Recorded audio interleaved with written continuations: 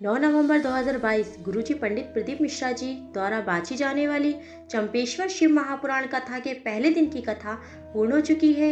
आज की कथा में गुरुजी ने कितनी अगरबत्ती एक साथ जलाना चाहिए और शमी पत्र के 3 उपाय भी एक साथ बताए हैं। अगरबत्ती जलाने के 4 लाभ कौन कौन से हैं, यह भी गुरुजी ने कथा में बताया है।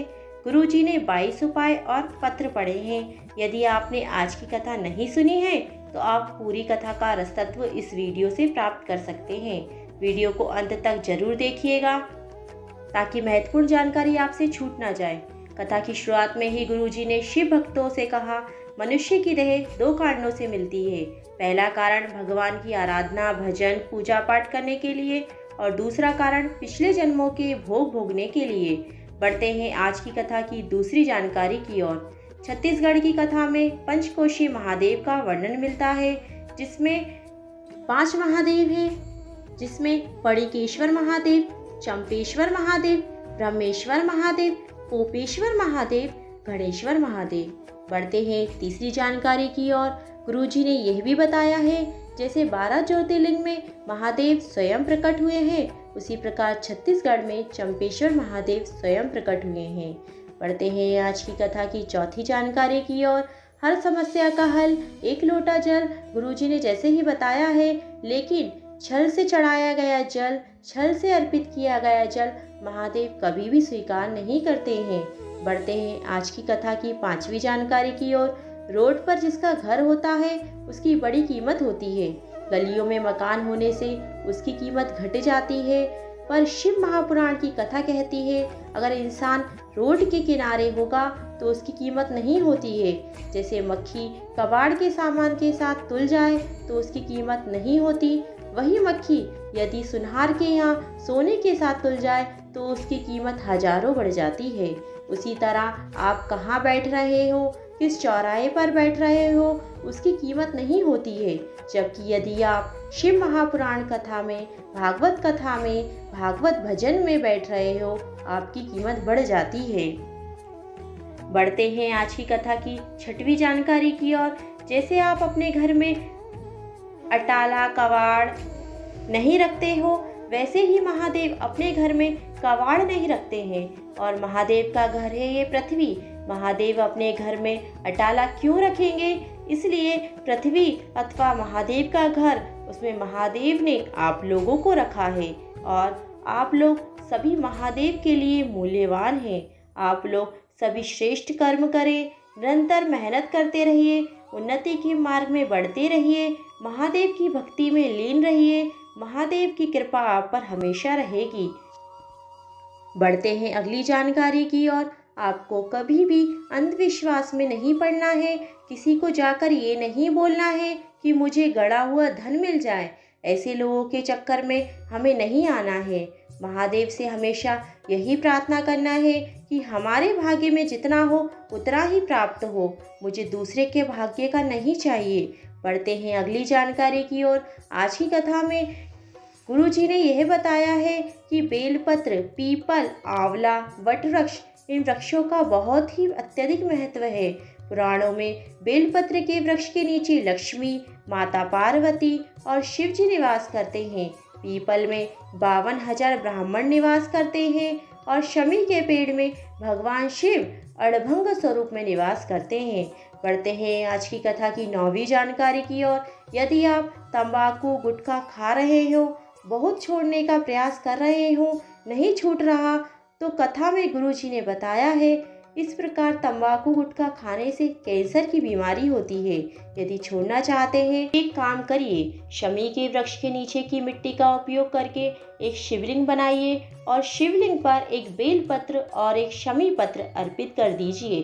बेलपत्र और शमी पत्र अर्पित करने के बाद बेलपत्र को औषधि के रूप में प्राप्त कर लीजिए और शमी पत्र और शिवलिंग का विसर्जन कीजिए। अब इस बेलपत्र को किस तरीके से खाना है? जो व्यक्ति नशा करता उसे इस बेलपत्र को 3 क्रम में खिलाना है। सबसे पहले आप बीज वाली पत्ती खिलाएंगे। पहले दिन आपको बीच वाली पत्ती खिलाना है, उसके बाद दूसरे दिन सीधे हाथ राइट हैंड वाली पत्ती खिलाएंगे और तीसरे और अंतिम दिन लेफ्ट हैंड मतलब बाएं हाथ वाली पत्ती खिलाएंगे। इस प्रकार उस व्यक्ति को बेलपत्र 3 दिन औषधि के रूप में सेवन कराने से उसका तंबाकू का नशा करने की आदत छूट जाती है।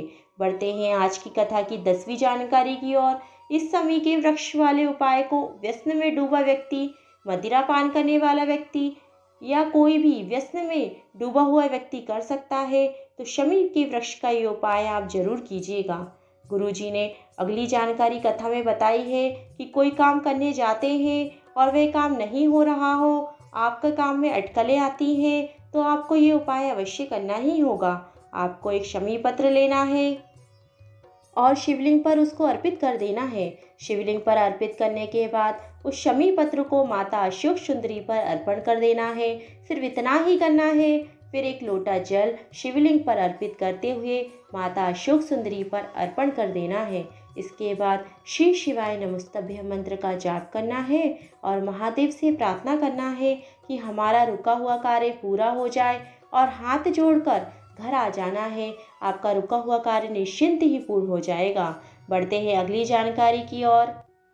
गुरुजी ने कथा में यह भी बताया है कि यदि आप पशुपतिनाथ व्रत करते हो तो आपको सामने वाला व्यक्ति यदि गलत पूजा भी कर रहा है तो उसे बता दो, यदि वे पूछे तो। और किसी के पूछने पर उसको पशुपतिनाथ की पूजा विधि और पशुपतिनाथ के नियम बता सकते हो। नहीं तो उसे जैसा लगे उसे उसके भाव से पूजा करने दो, उसे बार बार बीच में ना टोके। बढ़ते हैं अगली जानकारी की ओर। रुक्मणी अशोक साहू पत्र लेकर आईं। भोले भंडारी की कृपा का क्या बखान करूं, जो मांगा सब दिया मेरे महादेव ने। मेरा बेटा 3 साल 8 महीने का था तो उसे पित्त की बीमारी थी। सारे डॉक्टर को दिखाने के बाद उसे आराम नहीं लग रहा था। फिर मैंने टीवी में आपकी कथा देखी और जो बेलपत्र और एक लोटे जल का उपाय आपने बताया था वे करना शुरू किया। आज मेरा बेटा ठीक हो गया है। उसे शरीर में खुजली बनी रहती थी। यह सिर्फ महादेव की कृपा से ही संभव हुआ है। उसी का आभार व्यक्त करने में कथा पंडाल में आई हूँ। बढ़ते हैं अगली जानकारी की ओर। हीरा देवी अग्रवाल पत्र लेकर आई। 70 साल की उम्र में वे कथा पंडाल में कथा सुनने आई। उन्होंने पत्र में लिखा, अप्रैल में मेरा परिवार कुबेरेश्वर धाम गया था।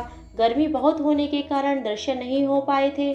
फिर उज्जैन गए, वहां पर महाकाल का दर्शन किया। फिर उज्जैन से लौटने के बाद वापस कुबेरेश्वर धाम आए। मुझे घुटनों से में बहुत दर्द था। डॉक्टरों ने घुटने बदलने के लिए कह दिया था। कुबेरेश्वर धाम में बहुत भीड़ होने के बाद भी हमें रुद्राक्ष मिल गया। फिर उस रुद्राक्ष का पानी पीने से आज मेरा घुटना पूरी तरह से ठीक हो गया है और आज कथा पंडाल में बैठकर कथा सुन रही हूँ। बढ़ते अगली जानकारी की ओर।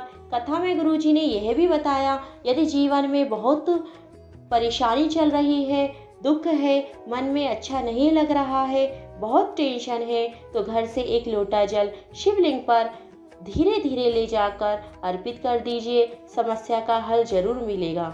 बढ़ते हैं अगली जानकारी की ओर। गुरुजी ने कथा में एक और शमी पत्र का उपाय बताया है। गुरुजी ने बताया, गर्भस्थ शिशु के समय यदि नारी शमी पत्र को शिवलिंग पर चढ़ाकर एक लोटा जल चढ़ा देती है तो बच्चा कभी भी अपंग पैदा नहीं होता, मजबूत और सुदृढ़ पैदा होता है। यदि घर के पास शिव मंदिर नहीं है तो वे किसी भी शमी वृक्ष के नीचे एक लोटा जल अर्पित कर सकती है। बढ़ते हैं अगली जानकारी की ओर। जल चढ़ाने पर, भक्ति करने पर, भजन करने पर भी आपका काम नहीं हो रहा हो तो ये मत सोचना कि दुनिया तुम पर हंसेगी, बल्कि दुनिया यह कहेगी, भोलेनाथ ने तुमको क्या दिया। इतनी भक्ति करने के बाद भी दुनिया भोलेनाथ पर हंसेगी और भोलेनाथ ऐसा नहीं होने देंगे और वे तुम्हारी पूजा स्वीकार करके तुम्हारी मनोकामना जरूर पूरी करेंगे। मन से और सही तरीके से पूजा करो, भोलेनाथ जरूर स्वीकार करेंगे। बढ़ते हैं अगली जानकारी की ओर। यदि किसी घर की माँ एक लोटा जल शिवलिंग पर अर्पित करती है तो उसका एक लोटा जल का एक भाग उसके बेटे के भाग्य में जरूर जाता है। इसलिए प्रत्येक माँ को अपने बेटे के लिए एक लोटा जल अर्पित। बढ़ते हैं अगली जानकारी की ओर। गुरुजी से किसी ने पूछा, पहले अगरबत्ती लगाते थे तो लोगों ने अगरबत्ती में बांस होता है, अगरबत्ती मत लगाया करो, क्या अगरबत्ती नहीं लगाना चाहिए? तो गुरुजी ने कहा, अगरबत्ती लगाओ, मना नहीं है, लेकिन हम उस अगरबत्ती बनाने वाले से निवेदन करेंगे कि अगरबत्ती में बांस का प्रयोग ना करे और चीज का प्रयोग करे। और हम सबसे अनुरोध करते हैं, 2 या 4 अगरबत्ती लगाओ, पर अच्छे भाव से लगाओ, उससे काफ़ी लाभ मिलता है।